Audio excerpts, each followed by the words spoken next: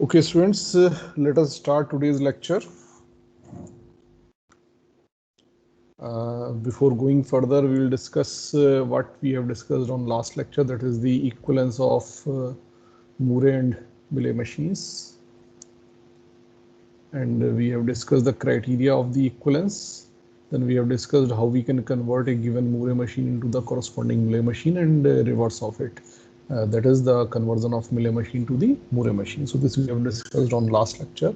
Today we'll discuss regular expressions. We'll discuss their properties, formal definition, and design of some simple regular expression for some simple languages. Okay. Informally, we have designed many of the regular expressions with the design of finite automatons. Okay. So we will continue our discussion of designing the regular expressions corresponding to the languages. So first of all, we will discuss regular expression properties. The very first property of the regular expression is that regular expressions are useful for representing certain sets of strings. I'm again saying not all set of strings, certain set of strings in algebraic fashion. Means rather than writing the string, we have to define a language.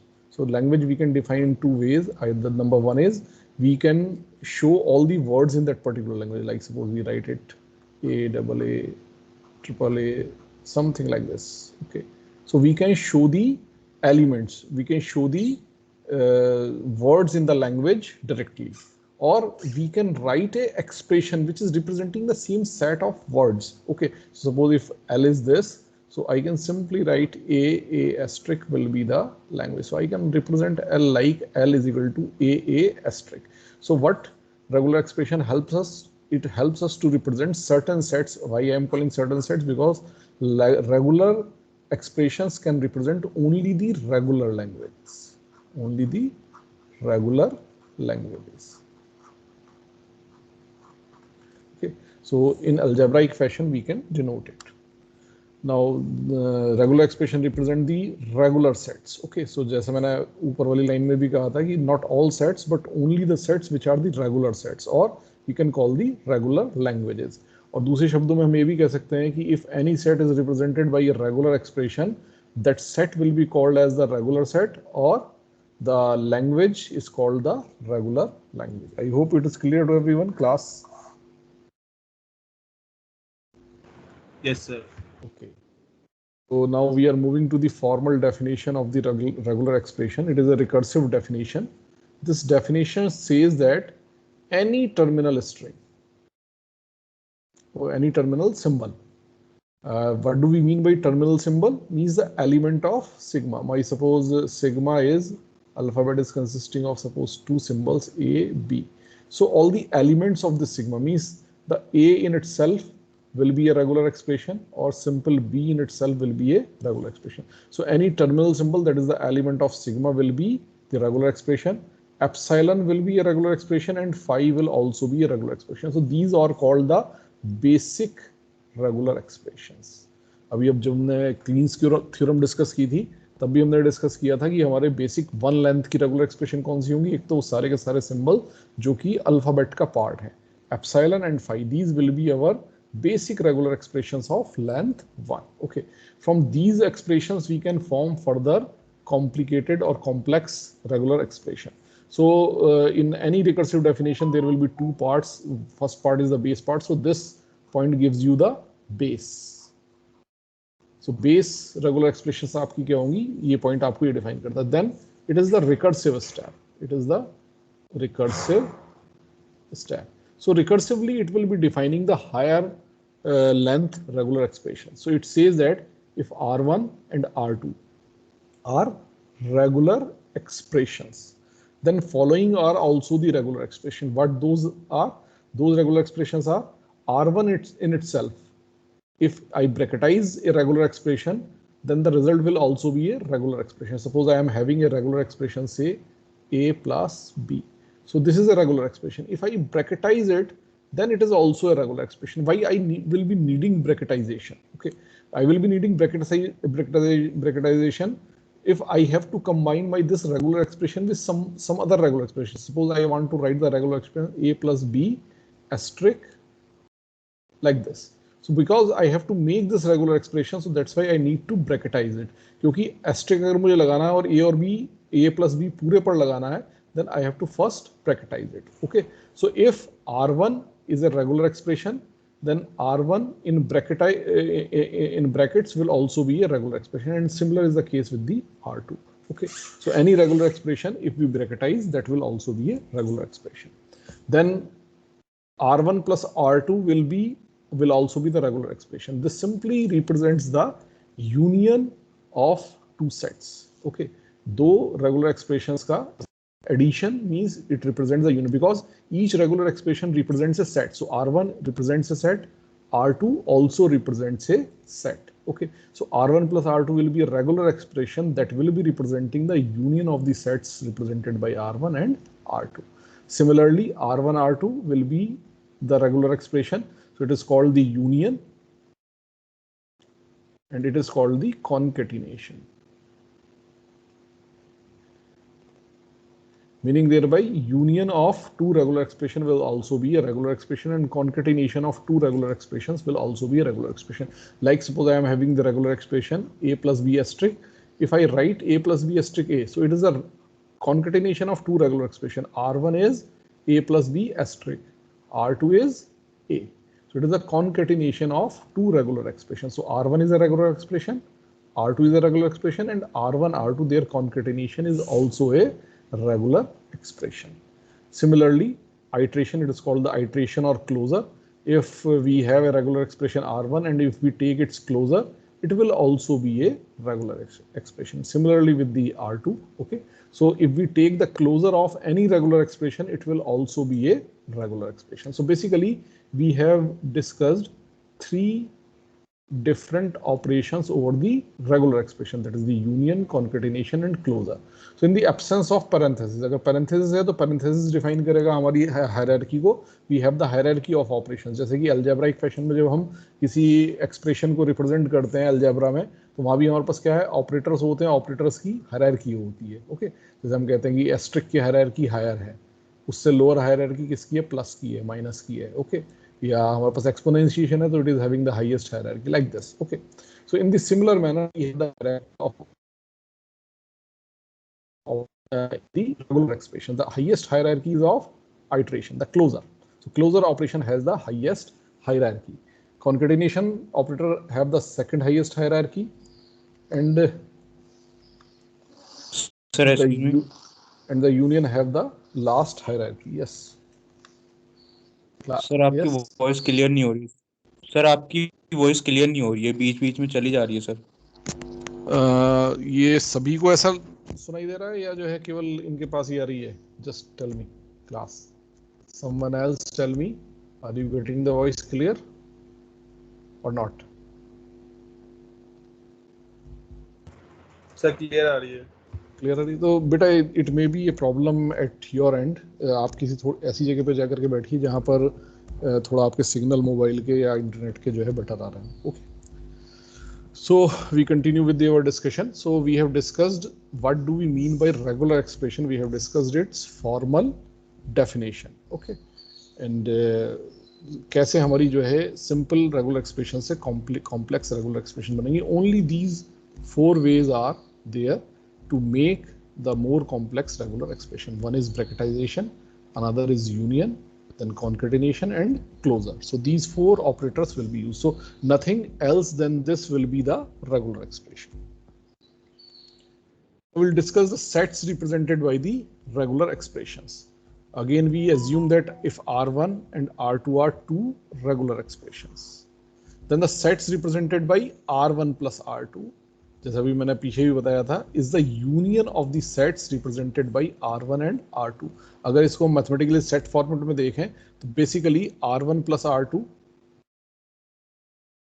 will represent a set of all words W such that W either belongs to R1 or it belongs to R2. Means W अगर R1 का word है तो भी वो R1 plus R2 में आएगा, W यदि R2 का वर्ड है तो भी वो R1 plus R2 में आएगा. Is it clear? So it is the set represented by R1 plus R2, that is the union of the sets represented by R1 and R2. Similarly, if we want to find the set represented by R1, R2, that is the concatenation of two regular expressions. So it is simply the concatenation of the sets represented by R1 and R2. So R1 and R2 will consist of all words of the form W1, W2. Means each word which is part of R1, R2 will be of the form W1, W2. Means there will be two parts in each word.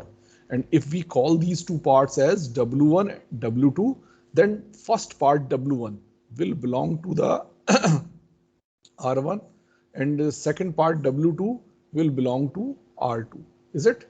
So, yani ki R1, R2 will be consisting of all words of the format W1, W2 such that W1 belongs to R1 and W2 belongs to R2. Means एक word हम R1 से ले रहे हैं और उसके पीछे R2 से लिया हुआ कोई word अगर हम concatenate कर देते हैं, then the resultant word will be the part of the language represented by R1, R2. Is it? So this is the set represented by R1, R2. Then simply the set represented by R1 asterisk will be of the form W1, W2, W3 and so on up till Wn. So if I say it as R1 asterisk, so R1 asterisk will be having the words of this form. यानी कि इसका जो word होगा it will be a combination of many words. Okay, और जो इस combination में जितने भी वर्ड आए हैं, each W I will be belonging to R1. यानी कि W1 it will also belong to R1, W2 it will also be a word in R1, W3 it will also be a word in R1. Means basically हम R1 के words को एक दूसरे के साथ concatenate करके नए वर्ड्स जो बना रहे हैं that will be in R1 asterisk. And here the value of n may be greater than or equal to 0. So if the value of n is equal to 0, so epsilon will be there. क्योंकि इसमें कोई भी word R1 से आएगा ही नहीं. Is it? So epsilon will be there. अगर n की value 1 है, so only one word from R1 will come. So each word in R1 will also be a word in R1 asterisk. Suppose the value of n is 2, so the format of the word will be of the form W1, W2, where W1 will also be a word in R1 and W2 will also be a word in R1. Means R1 के एक word को R1 के किसी दूसरे word के साथ concatenate करके हम जितने भी word बना सकते हैं वो सारे के सारे word इस R1 asterisk का part होंगे. Similarly, if the value of n is 3, then the format will be W1, W2, W3. So now we'll be making the words with the combination of 3 words from R1. So all such words जिसमें कि 3 words का combination हो R1 से, वो सारे के सारे words R1 asterisk का part होंगे. So similarly, for any value of n, we can find the words in the R1 asterisk. I hope this point is clear कि how we'll be finding the words represented by the regular expressions. For example, if our AB belongs to sigma, means sigma में कोई से दो symbols हैं, terminal symbols हैं A and B. So simple this symbol symbol A, it will be known as a regular expression, and this regular expression denotes a set of a single word, that is the A only. Is it? Similarly B, because it also belongs to sigma, so it will be a regular expression. So this regular expression denotes the set that is consisting of again a single word, that is the B only. Is it clear, class? Is it clear?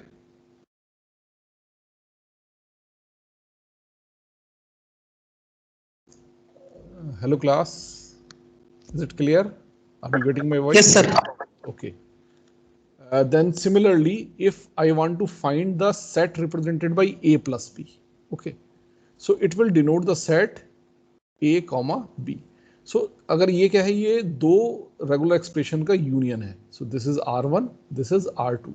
So R1 से यानी कि A से represent होने वाला set क्या है? This.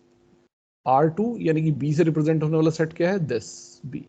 So R1 union R2, आप इस definition से देखिए, it will be consisting of all words W which are either in R1 or in R2. So R1 में A है, R2 में मेरा B है. So R1 plus R2 यानी कि A plus B में क्या होंगे? A भी होगा और B भी होगा. So in this manner I can find this set represented by A plus B. So it's simply the union of the two sets of the corresponding regular expression. So A के corresponding set और B के corresponding set का union will be the result. So this will be the answer. Then similarly, suppose my regular expression is AB. So it is a concatenation of two regular expression. R1 is A and R2 is B. So it is a concatenation of two regular expressions. So it will also denote the set, which is consisting of the words of the form W1, W2. Is it? W1 किससे आएगा? R1 से, और W2 किससे आएगा? R2 से. R1 मेरा क्या है? A, इसमें वर्ड क्या है? एक ही वर्ड है A. R2 क्या है? B, इसमें एक ही वर्ड है B. सो एक वर्ड इससे आएगा और एक वर्ड इससे आएगा, इन दोनों को कॉन्केटिनेट करके मैं इस ए बी के वर्ड्स बनाऊंगा. सो एक ही वर्ड बन पाएगा, that is A B. So it is the set represented by this regular expression A B. And then suppose अगर मेरे को ए एस्ट्रिक बनाना हो, क्लोजर, सो अगेन इसमें वर्ड्स किस फॉर्म के होंगे? W1, W2, W3 and so on, Wn where the value of n is greater than or equal to 0. Okay, and each Wi belongs to R1. Okay, यहाँ R1 क्या है मेरा? A. इसका मैं क्या ले रहा हूँ? एस्ट्रिक. इसका ले रहा हूँ closure. Okay, so R1 is A. तो इसमें केवल एक ही वर्ड है A. तो इसी वर्ड के कॉम्बिनेशन से मैं बनाऊंगा. जब इसको मैं एक भी बार नहीं लूंगा तो एप्सिलॉन आएगा. जब मैं इसको एक बार लूंगा तो सिंपल यही वर्ड आ जाएगा A. जब मैं इसको दो बार लूंगा, यानी n की वैल्यू 2 होगी, तो एक वर्ड R1 से, दोबारा फिर एक वर्ड R1 से. R1 में कोई दूसरा वर्ड है ही नहीं, तो वही वर्ड रिपीट होगा. So A will be the word in R1 asterisk. Similarly, जब n की वैल्यू 3 है, then I can generate triple A. n की वैल्यू 4 है, then I can generate 4A's and so on. So in this manner, A star will be denoting this particular set. Is it clear, class? Yes, sir. Okay.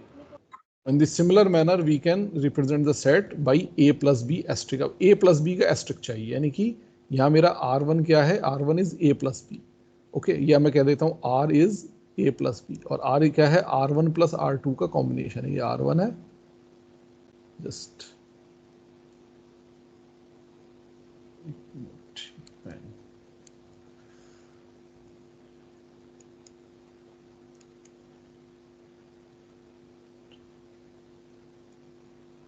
So it is R1 and it is R2. Okay, so अब आप देखिए यहाँ पे, अगर मैं इस star की जगह 0 ले रहा हूँ तो एप्सिलॉन जनरेट होगा, क्योंकि इसमें से कुछ, इस सेट में से कुछ भी नहीं आएगा. अगर मैं स्टार की जगह 1 ले रहा हूँ, सो या तो R1 का कोई वर्ड ले सकता हूँ या R2 का. सपोज मैंने R1 का वर्ड लिया तो क्या आया? A आया. इसी तरह से अगर मैं R2 का वर्ड लेता तो मेरा क्या आ जाता? B आ जाता. अब इस स्टार की जगह अगर मैं 2 ले रहा हूँ, तो यानी कि मेरे पास दो बार ऑप्शन है कि इस पूरे में से, यानी कि R1 या R2 में से कोई वर्ड ले सकता हूँ. तो R1 R2 में से पहली बार कुछ लिया, सपोज A लिया, अगली बार भी A लिया, तो I will be able to generate AA. Is it? अब जो है, अगर वापस ये 2 है और पहली बार मैंने A लिया और अगली बार B लिया, तो I can generate AB. In the similar manner I can generate BA, BB and so on. Is it? So this is, in this manner we find the set represented by a given regular expression. और हम इसी process को reverse कर लेंगे. अगर हमें set दिया हुआ होगा तो उससे अगर हमें रेगुलर एक्सप्रेशन निकालनी है, तो we have to find the pattern, और कौन से पैटर्न फिट होंगे, that we have to decide, और उसी बेसिस पे हम अपनी रेगुलर एक्सप्रेशन को डिजाइन करेंगे या रेगुलर एक्सप्रेशन को लिखेंगे. अगर ये पार्ट क्लियर है, then we are moving to the design of regular expressions. Okay, इसके लिए मैंने आपको आज सुबह ही जो है एक क्वेश्चन बैंक रेगुलर एक्सप्रेशन का भेजा. इससे पहले एक मैंने आपको असाइनमेंट भी भेजा है, assignment 2 which is based on unit 2, जिसमें से शुरू के कुछ क्वेश्चंस जो हैं वो रेगुलर एक्सप्रेशन के हैं. जहाँ तक मेरी उम्मीद है आपने कम से कम देख तो लिए होंगे, उनको आप लोगों ने सॉल्व करना है, क्योंकि ये आपके टेस्ट के सिलेबस का पार्ट है, तो इसलिए मैंने आपको पहले ही भेज दिया था. तो इन क्वेश्चंस को आप प्रैक्टिस कर लीजिए. रेगुलर एक्सप्रेशन हम वैसे भी एफए के डिज़ाइन के साथ इन जनरल डिस्कस कर चुके हैं, स्पेसिफिकली आज डिस्कस कर लेते हैं. सो बट अगर आज डिस्कस नहीं भी करते, even then you will be able to make और design the simple regular expressions. Okay, so आप उन क्वेश्चंस को रेफर करिए, फॉलो करिए. मैं जो क्वेश्चन बैंक मैंने आपको दिया है आज सुबह, उसमें से एक एक करके क्वेश्चंस मैं उठा रहा हूँ और उनकी रेगुलर एक्सप्रेशंस में जो है आपको लिखता जाऊँगा. ठीक है, कुछ क्वेश्चंस हम आज सॉल्व करेंगे यहाँ पर. इसके बाद फिर जो है हम जो क्वेश्चन बचेंगे वो आपकी प्रैक्टिस के लिए छोड़ देंगे, और नेक्स्ट टर्न पे आप आपकी जो भी डिफ़िकल्टीज़ हो या तो वो पूछ लीजिएगा या फिर व्हाट्सएप पे आप जो है पूछ लीजिएगा. Is it? तो इस तरह से जो है हम इसको डिस्कस करेंगे. So I am taking the first question from the question bank. अगर आपके पास वो क्वेश्चन बैंक सॉफ्ट कॉपी में हो कहीं पर, आप उसे ओपन कर सकते हो, तो ओपन कर लीजिए, सो दैट आप क्वेश्चन देखते रहें और मैं उसके आपको सॉल्यूशन डिस्कस करता रहूँगा। Question number 1, describe the following sets by the regular expression. सबसे पहला set, this is the question number 1, this is question 1A. The set given is 1 0 1. So this is a set consisting of a single word, that is 1 0 1. Obviously बात है, इसका जो sigma हम assume कर रहे हैं वो 0,1 है। जहां पर हम सिग्मा assume कर रहे हैं, sigma is 0,1. Okay. So what will be the regular expression corresponding to it?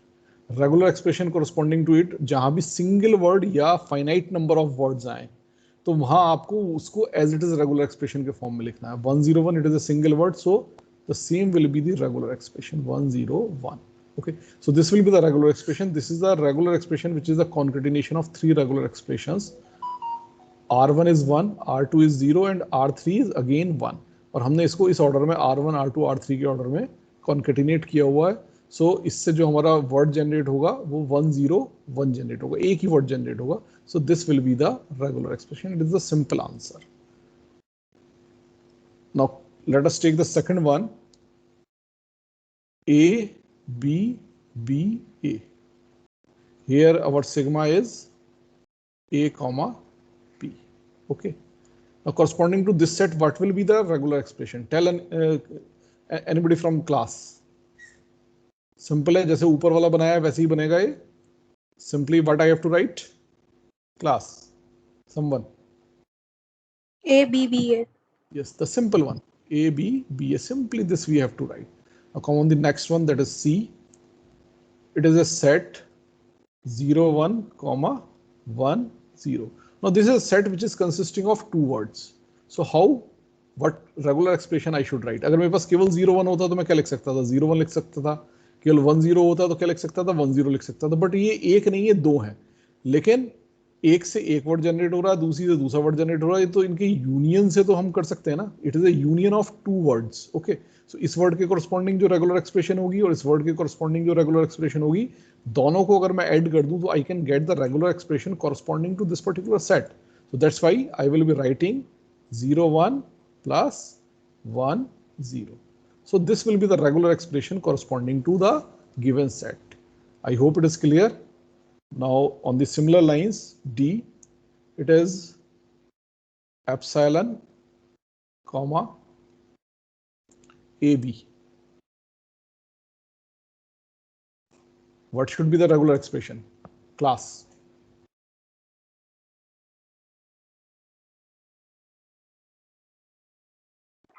Sir AB star Plus AB. दूसरा किसने Epsilon plus A. Epsilon plus A.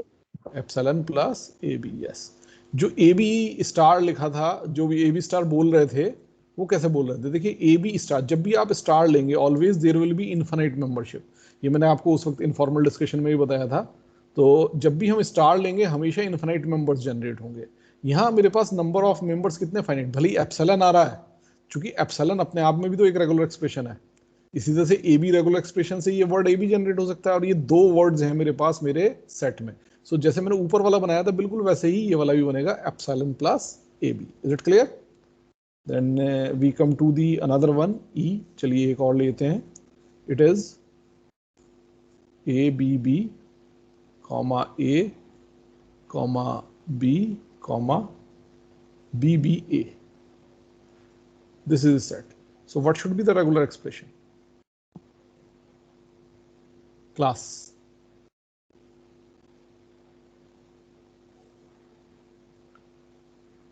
What should be the regular expression? What I should write? So चारों का union. Yes, चारों का union. Very good. So simply I will be writing ABB plus A plus B plus BBA. So in general, जब भी मेरे पास finite number of elements हैं, जब भी मेरे पास finite number of elements हैं, तो सिंपली उन एलिमेंट्स के कोरस्पॉन्डिंग रेगुलर एक्सप्रेशन को मैं क्या करूंगा, उनका यूनियन कर दूंगा, and then I will get the required regular expression. So ये इन जनरल इस कॉन्सेप्ट को आप यूज करिएगा। Then next part, that is the F. F में मेरे पास जो एलिमेंट है दैट इज नल, ये null, and then single zero, double zero, triple zero, and so on. Is it? So this is the set of words. So what I should write? Zero star. Zero Yes. asterisk. ये तो simple है, zero asterisk सीधा दिखाई दे रहा है, epsilon 1 0 2 0. So we are able to find the pattern here. Okay, so that pattern we have found, and that pattern is corresponding to the closure. Okay, then next one is ये भाई किसका mic on है? अगर आप लोग जो है कुछ इधर उधर बात कर रहे हैं तो अपना माइक ऑफ रखिए. Is it 1 then 1 1 triple 1 and so on. Suppose ये language है, then what should be the regular expression? Class. One asterisk. Yes, 1 1 asterisk. How we have found it? Because इसमें epsilon नहीं है. मैं अगर 1 asterisk लिखता, देखिए 1 का कॉम्बिनेशन है 1 1 2 1 3 1 4 1 and so on. ठीक है, अगर 0 1 भी होते यानी कि epsilon भी होता तब तो सिंपल 1 asterisk लिख देता. बट अब मेरे पास क्या है? मेरे पास ये जो है एप्सिलॉन नहीं है, तो जहां भी एप्सिलॉन नहीं होता वहां मैं हमेशा जो लोएस्ट वर्ड है उस वर्ड को और उसी वर्ड के क्लोजर के साथ इसको लिख लेता हूं. क्योंकि मैं क्या कर सकता हूं इसको, आई कैन राइट इट समथिंग. अगर मैं सेट को लिखना चाहूं, देखिए दूसरे वे में, so I can write it something like this. It is 1 concatenation with epsilon 1 1 1 1 1 1 and so on. Is it? अगर मैं इस कॉन्केटिनेशन को इसको इस फॉर्म में लिख सकता हूं ना. देखिए जब 1 को इसके साथ कॉन्केटिनेट करूंगा एप्सिलॉन के साथ तो 1 आएगा. 1 को सिंगल 1 के साथ कॉन्केटिनेट करूंगा तो डबल 1 आएगा. डबल 1 के साथ कॉन्केटिनेट करूंगा तो ट्रिपल 1 आएगा एंड सो ऑन. यानी कि इस 1 को इसके साथ कॉन्केटिनेट करके मैं सारे के सारे वर्ड्स जो इसके अंदर है वो बना सकता हूं. सो ये 1 तो मेरे पास आ गया कहाँ? यहाँ. और ये मेरे पास क्या है? It is simply the 1 asterisk and it is a concatenation of these two. That's why I have written the concatenation of these two. I hope it is clear to everyone. 1 1 asterisk. Now come on the question number 2.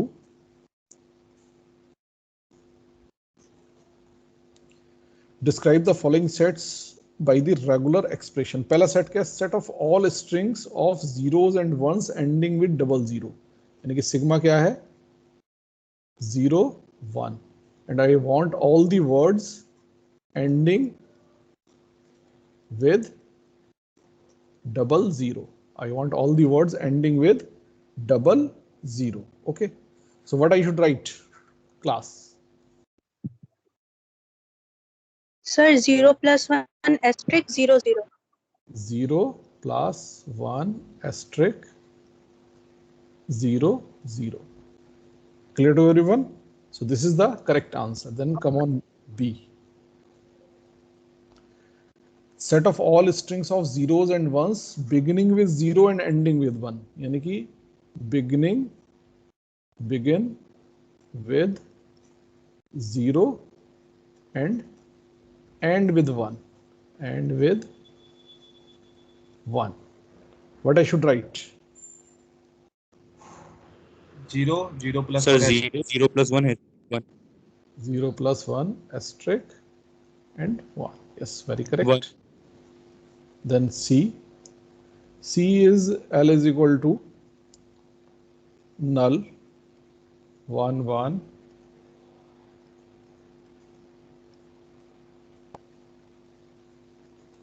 and so on. This is the language. What I should write? Sir, 1 1 asterisk 1 1 asterisk. its whole asterisk. Okay. 1 asterisk is 1 asterisk is somewhat different. It is somewhat different. So it is not correct. It is 1 1 whole asterisk. Is it clear? Okay. क्योंकि हम क्या देख रहे हैं? हमने इसको कैसे देखा? पैटर्न देखा. हमारे पास null आया, फिर हमारे पास 2 ones आए, फिर 4 ones आए, फिर 6 ones आए. यानी हर दो के बीच में हमारे पास डबल 1 का डिफरेंस है. So that's why it is double 1 asterisk. So जब asterisk की वैल्यू 0 होगी तो एप्सिलॉन आ जाएगा null. जब 1 होगी तो डबल 1. जब 2 होगी तो फिर 4 ones. जब 3 होगी तो 6 ones and so on. Is it? So this is question number 2. Now come on the question number 3. question number 3. Its A part. Its A part says set of all strings containing, अब इसमें सबसे पहले sigma is A comma B. Okay, first part is set of all strings containing exactly 2 A's. So exactly 2 A's. Set of all strings which contains exactly contains exactly 2 A's. Okay. So आपके string किस पे बनेंगे? A B पे बनेंगे, but उसमें exactly 2 A होने चाहिए. What I should write? A. अगर एग्जैक्टली 2 एज होते तो मेरा वर्ड क्या बनता? ए. लेकिन मैं ये कह रहा हूं कि all strings containing exactly 2 A's. तो जैसे मेरा एक वर्ड है B asterisk A B asterisk. Yes, B asterisk A B asterisk. Is it? अब अगर मेरा वर्ड सपोज बी ए है तो क्या इससे रिप्रेजेंट हो सकता है? This word can be represented by this or not? It will be a word over A and B containing exactly 2 A's. Can it be represented by this or not? No sir. No sir. So क्या change करना पड़ेगा? B asterisk लाना है sir बीच में. बीच में एक B asterisk और लाना पड़ेगा. Is it clear है? So this will be the regular expression corresponding to this. Simple concept क्या है कि मेरे पास 2 A तो चाहिए, 2 A मैंने लिख लिए. अब 2 A के बाद मेरे पास 3 पोजीशन खाली बचती हैं. एक तो ये दोनों एज से पहले, एक दोनों एज के बीच में और एक दोनों एज के बाद. इन पोजीशंस पे मैं कुछ फिल कर सकता हूँ. क्या फिल कर सकता हूँ? ए तो नहीं आ सकते. ए नहीं आ सकते तो क्या बचा? बी आने पे कोई रेस्ट्रिक्शन है? नहीं, कोई रेस्ट्रिक्शन नहीं. तो बीज आ सकते हैं. कितने बीज आ सकते हैं? एनी नंबर ऑफ बीज. हो सकता है एक भी ना हो सकता है एक हो सकता है 2 हो सकता है 10 हो. Is it? सो इसको हम किससे रिप्रेजेंट करेंगे? B asterisk. So that's why I have written B asterisk in these 3 positions which I can fill in between the A's. Is it? So this is the correct regular expression. I hope it is clear to everyone. Now come on the next. Set of all strings of zeros and ones. Set of all strings containing at least 2 A's. So containing at least 2 A's. Containing at least 2 A's.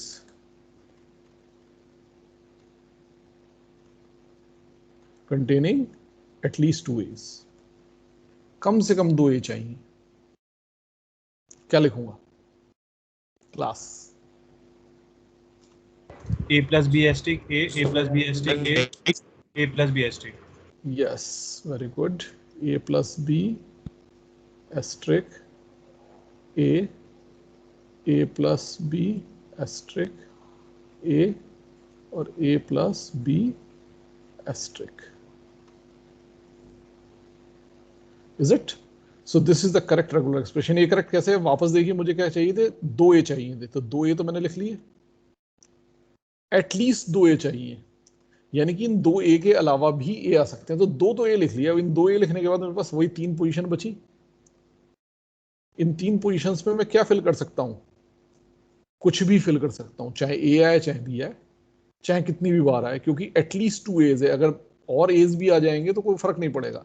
So that's why ए और B का कोई भी string आ जाए तो वो उसको मैं किससे रिप्रेजेंट करता हूँ? नहीं, कुछ भी आ जाए उसको किससे रिप्रेजेंट करता हूँ? ए प्लस बी एस्ट्रिक से. सो दैट्स वाई तीनों ही पोजीशन में मैंने क्या किया? ए प्लस बी एस्ट्रिक फिल कर दिया. तो इससे मैं सारे वो वर्ड्स बना पाऊंगा जिसमें कम से कम 2 ए आते हैं. Is it clear? Then come on the third one, that is C. Set of all strings containing at most A. Contains at most 2 A's. Contain at most 2 A's. यानी ज्यादा से ज्यादा 2 A आए. ज्यादा से ज्यादा 2 A आए. Class, what I should write? Design and tell me.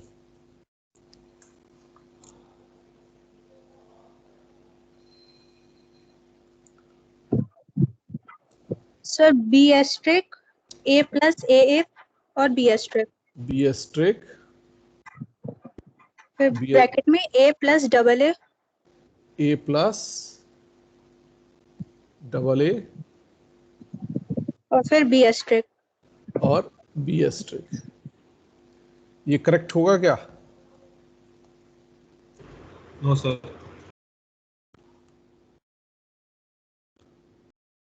इसमें क्या गलती होगी? गलत क्यों होगा? सर जवाब बी ए नहीं एक्सेप्ट नहीं होगा। बी ए ये वर्ड इसमें एक्सेप्ट नहीं होगा। जस्ट चेक करिए क्या बी ए हम इससे बना सकते हैं? नहीं बना सकते। इज इट क्लियर है? तो यानी कि ये वर्ड इसमें 2 ए हैं, ठीक है, लेकिन ये वर्ड इससे जनरेट नहीं हो सकता। सो that's why this is wrong. अब देखिए इसको मैं कैसे कर सकता हूँ। कॉन्सेप्ट देखिए, मैं कह रहा हूँ एटमोस्ट 2 एज। एटमोस्ट 2 एज का मतलब ये मुझे 3 सिचुएशंस दे रहा है, या तो नो ए, ठीक है, कोई ए है ही नहीं उसके अंदर, या फिर 1 ए, ठीक है, दूसरी सिचुएशन, या फिर तीसरी सिचुएशन क्या है? 2 ए।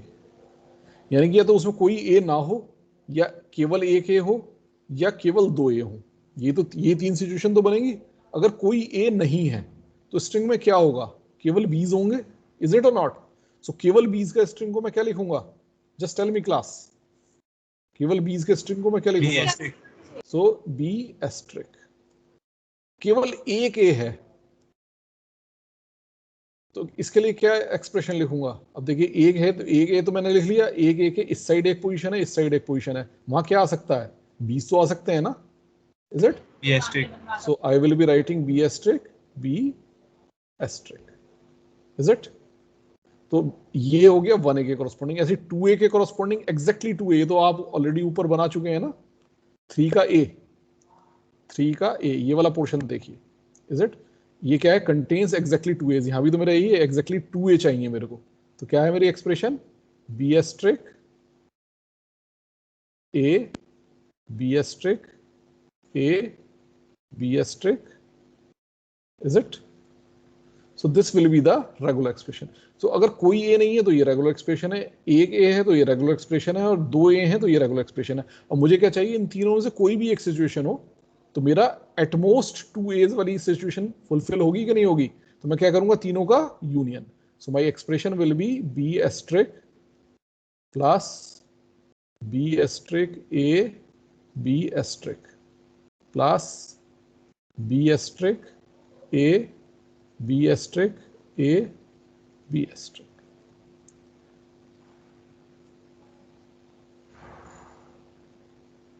Is it? So this will be the correct regular expression.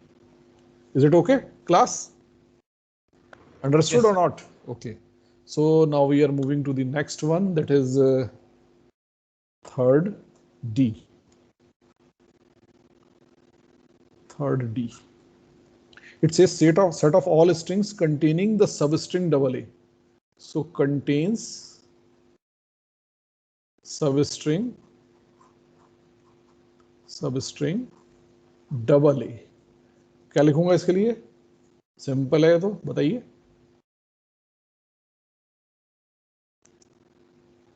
उस वर्ड में कहीं डबल ए आना चाहिए। A plus B plus B asterisk double A plus B asterisk. Is it clear? So this will be the regular expression. Now come on, question number 4. Question number 4 says, okay, question number 4 I am leaving as home exercise. आप इसको घर पे अपने आप करिए, ठीक है? अगर नहीं होगा तो इसको मुझे बताइएगा। Question 5. Question 5 पे क्या है? हमारी जो लैंग्वेज है वो क्या दी हुई है? इस तरह से दी हुई है कि it contains words of the form a to the power m, b to the power n, c to the power p, where m, n or p, these are greater than or equal to 1. So my sigma is what? Consisting of 3 symbols a, b and c, जिस पे मेरे words बनेंगे, and my L is of the form a to the power b, c to the power p, or a to the power m, b to the power n, and c to the power p, where m, n, and p are greater than or equal to 1. So what regular expression I should write? A asterisk, B asterisk, C asterisk. Yes, A asterisk, B asterisk, C asterisk. Why we have written this? We have written this because form क्या है? A to the power m. The value of m is greater than or equal to 1. यानी कि कम से कम एक तो रहेगी, m की value 1 तो होगी, यानी कम से कम एक a तो जरूर आएगा. So that's why I have written 1a. उसके बाद क्योंकि m की वैल्यू ग्रेटर देन 1 है, भी हो सकती है. अगर ग्रेटर देन 1 है तो और a's आएंगे. कितने आएंगे पता नहीं कितने आएंगे. So that's why I have written a asterisk. Any unknown number of a's means a asterisk. So क्योंकि a asterisk से मैं हो सकता है कोई भी a ना हो सकता है एक सिंगल a हो, 2a's, 3a's, 4a's, anything I can generate. So that's why it is a asterisk. In the similar manner, if b to the power n I have to represent, then b asterisk I have represented, because n is also having the value n greater than equal to 1. In the similar manner for c, so that's why c asterisk. Okay. Then next part is again of the same form, a to the power m, b to the power 2n, and c to the power 3p, such that m where m, n, p is greater than or equal to 1. Okay. If L is this, then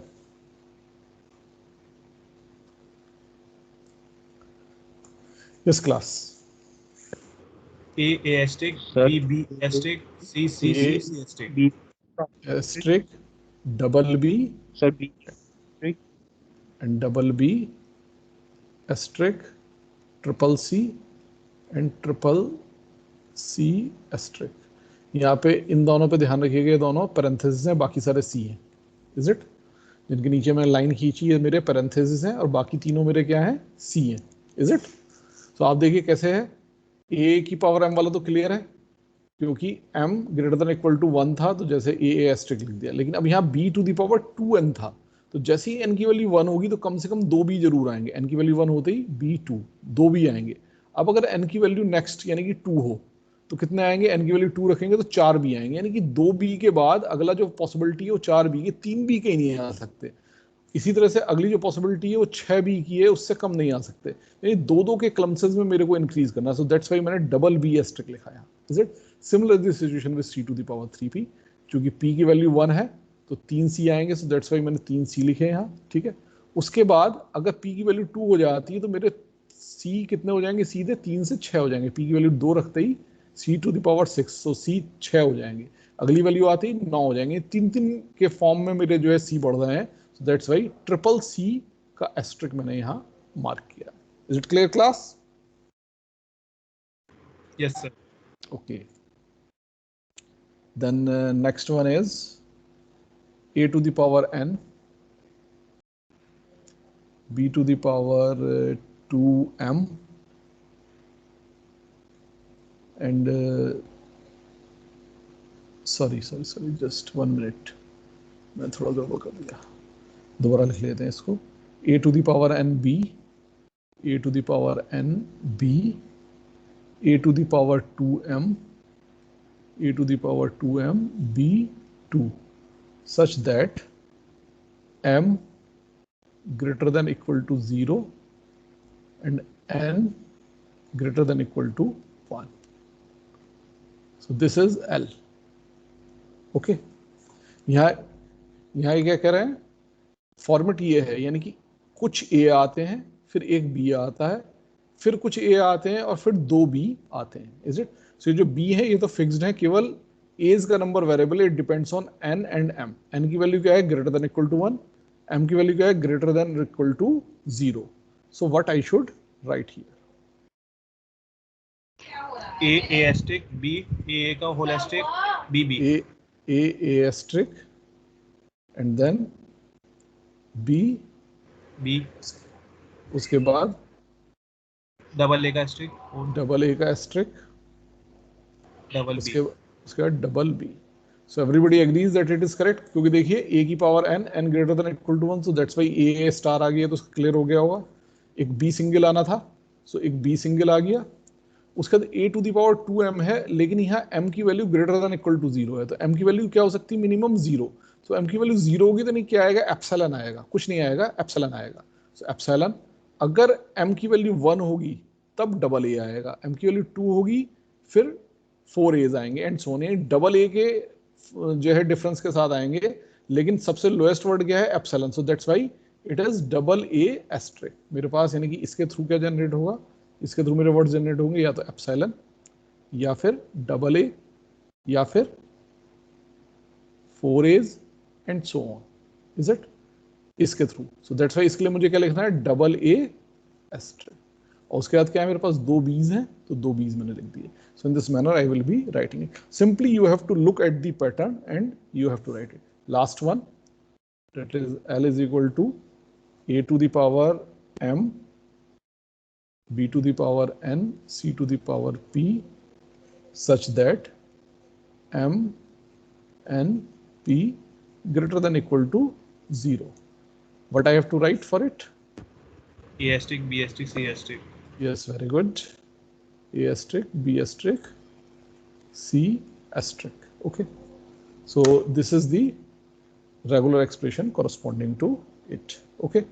So in this manner, today's lecture I will be closing here. Some initial practice of the regular expressions we have done. Okay. Now you do the questions given in the question bank, which I had uploaded on Teams today. Okay. और इसमें जो भी आपकी difficulties या problems हैं, I will wish कि आप वो मुझे व्हाट्सएप पे ही पूछ लें, तो मैं व्हाट्सएप पे ही आपको आंसर कर दूंगा और डिस्कशन कर लेंगे. या फिर आप अपने क्वेश्चंस करके रखें, तो कल का हमारा जो लेक्चर होगा उसमें आप अपनी डिफ़िकल्टीज़ पुट करिएगा, तो मैं जो है उन डिफ़िकल्टीज़ को जो है कल के लेक्चर में रिमूव कर दूंगा. ओके. सो कल का लेक्चर और हम इस पर डेडिकेट करेंगे. इसके बाद फिर हम आगे बढ़ेंगे, इसमें रेगुलर एक्सप्रेशंस की कुछ आइडेंटिटीज़ हैं, हम वो डिस्कस करेंगे and then we will move to the Arden's theorem. Arden's theorem is a theorem which gives you a method to convert any given FA to the corresponding regular expression. अभी हमने पिछले कुछ terms पे एक वो discuss किया था, cleans theorem. Okay. Cleans theorem क्या था कि अगर हमारे पास रेगुलर एक्सप्रेशन हो तो हम उसके corresponding DFA बना सकते हैं. कैसे, रेगुलर एक्सप्रेशन से एप्सिलॉन एन एफ ए से उसको DFA में कन्वर्ट कर सकते हैं. Is it. तो यानी कि रेगुलर एक्सप्रेशन से बेसिकली DFA बना सकते हैं. अब अगर हमारे पास एक मेथड ऐसा भी होगी जिससे हम DFA से रेगुलर एक्सप्रेशन में कन्वर्ट कर सकें, तो हमारा दोनों कन्वर्जन एक दूसरे में हो जाते हैं. यानी कि हम ये एस्टेब्लिश कर सकते हैं, ये शो कर सकते हैं that our regular expressions and FAs are equivalent. यानी कि जो लैंग्वेज, जो सेट रेगुलर एक्सप्रेशन से रिप्रेजेंट होते हैं, वही सेट हम जो है FAs की हेल्प से रिप्रेजेंट कर सकते हैं. FA की हेल्प से उन्हीं सेट्स को केवल हम टेस्ट कर सकते हैं. So, यानी कि FAs and regular expressions are equivalent to each other. ये हमने क्लेम किया था पहले भी, but through these two theorems, Kleene's theorem and Arden's theorem, we can prove it. Okay. So this will be taking on further lectures. So I am closing at this point. If you have any doubt, you can ask. Otherwise, you can leave the class and go for the next class. Any doubt? Sir. Yes.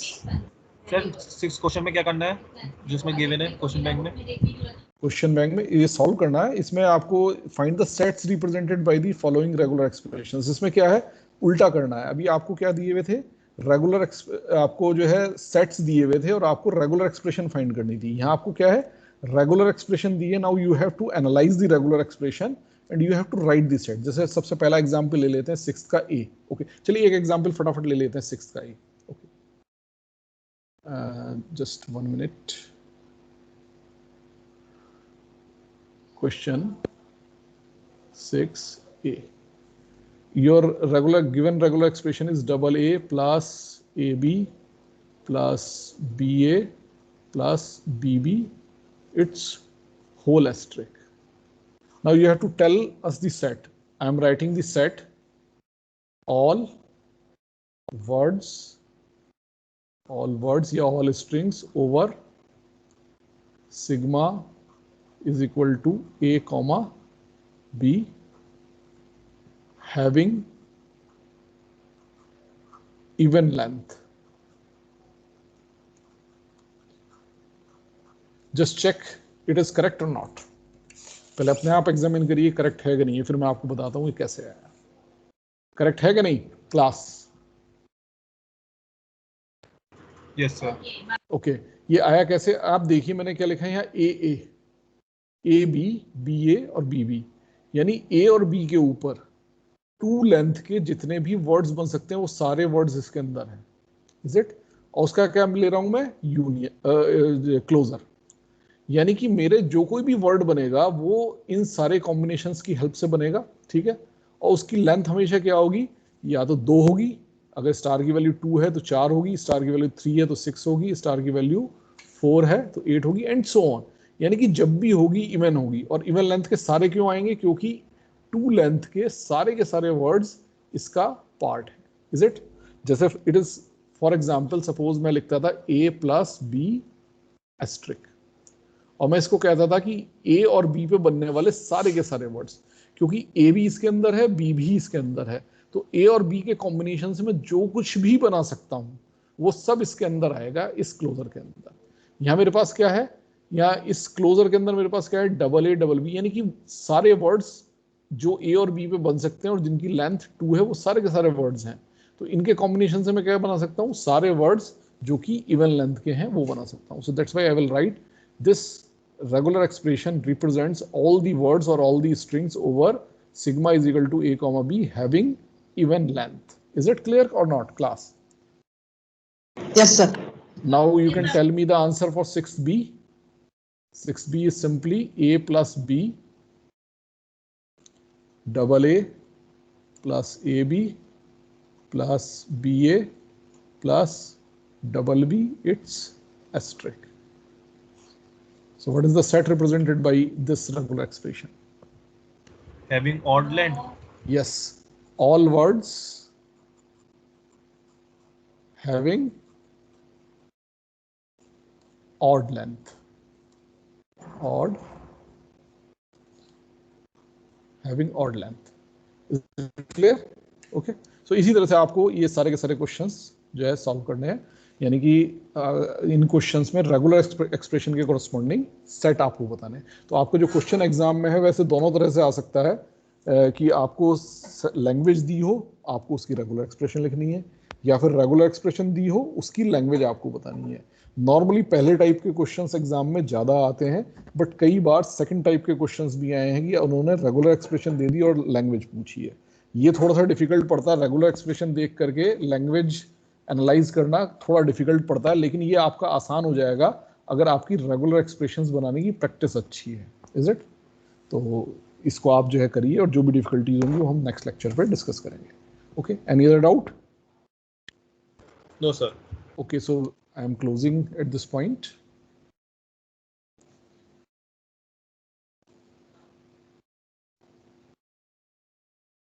Now you can leave the class.